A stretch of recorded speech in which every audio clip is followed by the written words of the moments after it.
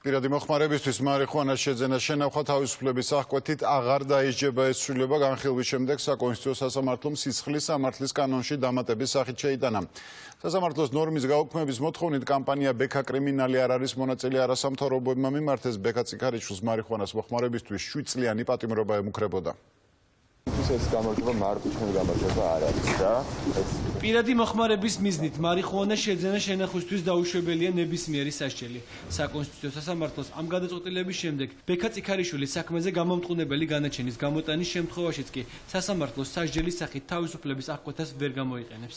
ამ საქმეზე სასამართლომ გადაწყვეტილება 18 თვიანი განხილვის შემდეგ გამოიტანა. ბექა ციქარიშვილს ბრალი 70 გრამამდე მარიხუანას პირადი მოხმარების მიზნით შეძენა შენახვისთვის აქვს საყენებული. ჩვენი სარჩელი შეეხებოდა მარიხუანას შეძენა შენახვას მოხმარების მიზნით ფლობისთვის გათვალისწინებულ სანქციას. ამ გადაწყვეტილების შემდეგ არა მარტომე ყველა ადამიანს, ვისაც 70 გრამამდე მარიხუანას ფლობა აქვს და არ მტკიცდება გასაღების ფაქტი, ეს საპატიმრო სასჯელით აღარ დაისჯება. სასამართლოს გადაწყვეტილების შესახებ განმარტებით განცხადებას ავრცელებს ადამიანის უფლებების მონიტორინგისა და სწავლების ცენტრი.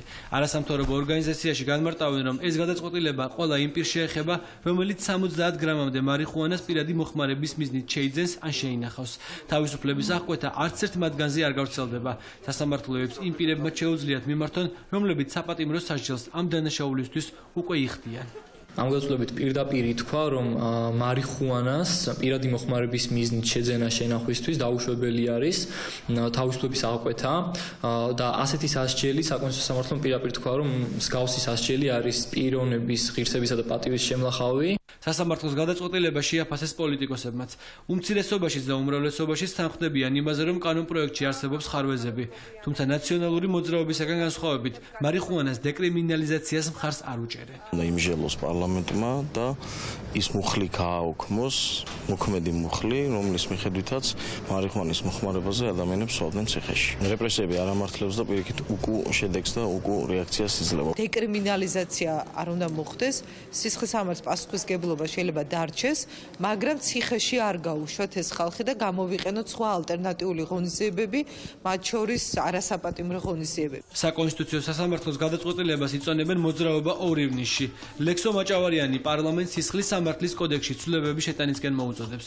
ორგანიზაცია საკონსტიტუციო სასამართლოს შესატან სარჩელს ამზადებს, რომლის დაკმაყოფილების შემთხვევაში აიგზავნება ქუჩიდან მოქალაქეების ნარკოტესტირებაზე იძულებით წაყვანა.